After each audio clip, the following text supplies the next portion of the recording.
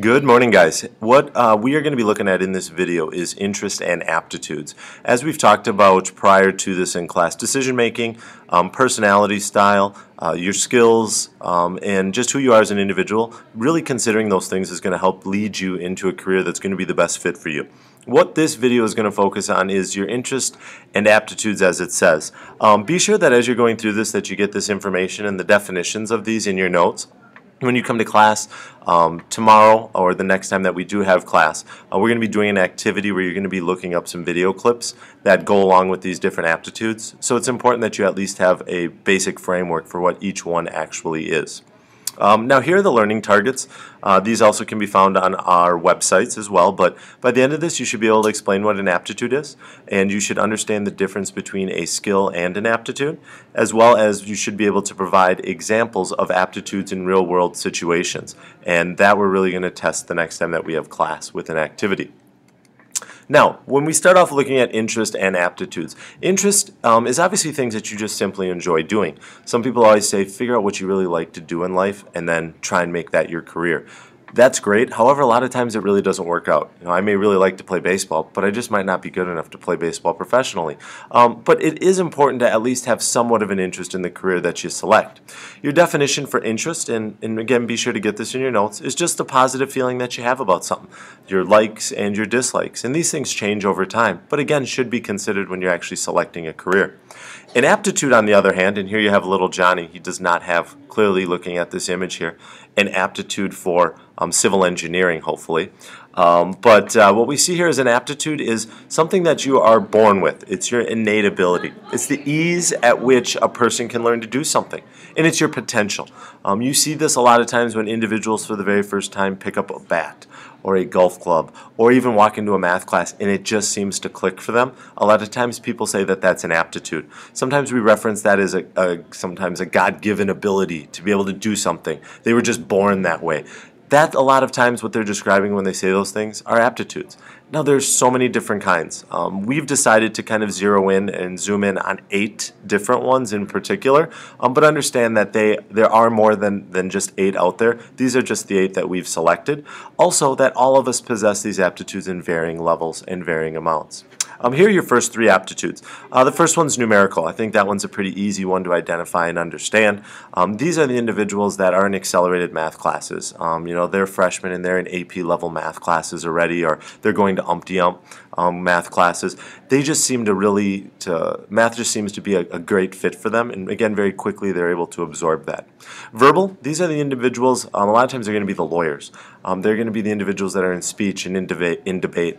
They understand the meaning of words and how to use those words effectively. They may be screenplay writers or they may be editors, and we'll kind of come back because jobs do fit in a lot of times into multiple categories here. Also here, form perception. Form perception is the ability to perceive details in objects.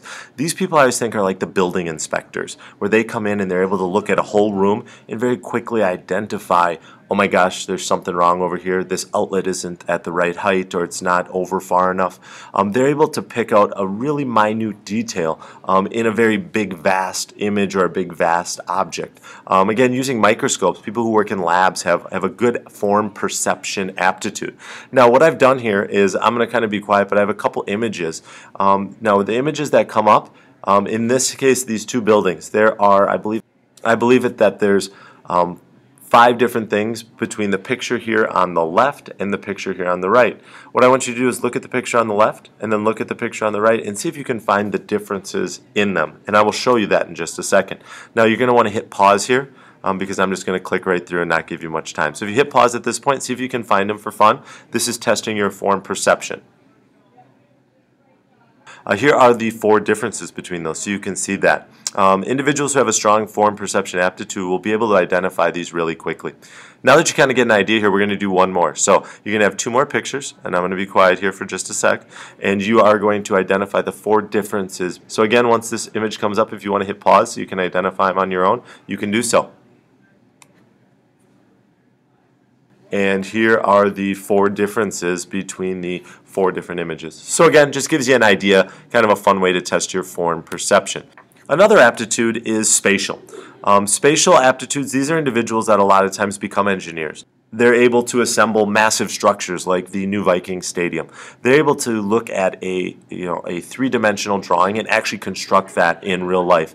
Another aptitude is called clerical perception. Clerical perception is the ability to perceive details in verbal or tabulated material. So this is slightly different than form perception. Form perception, you're perceiving details or something that's unique in an object. This is actually in text form or written form. These individuals that are a lot of times auditors are looking for a minute detail, or maybe a coder, this person who is doing some coding. One small detail, they have a really strong clerical perception.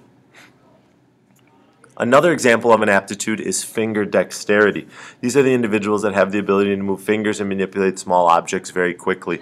The Minnesota Orchestra is just starting up its next, this year's season of performances. All the individuals in the Minnesota Orchestra have a very strong finger dexterity. It doesn't mean that they have great hand-eye coordination necessarily, but they have really good finger dexterity.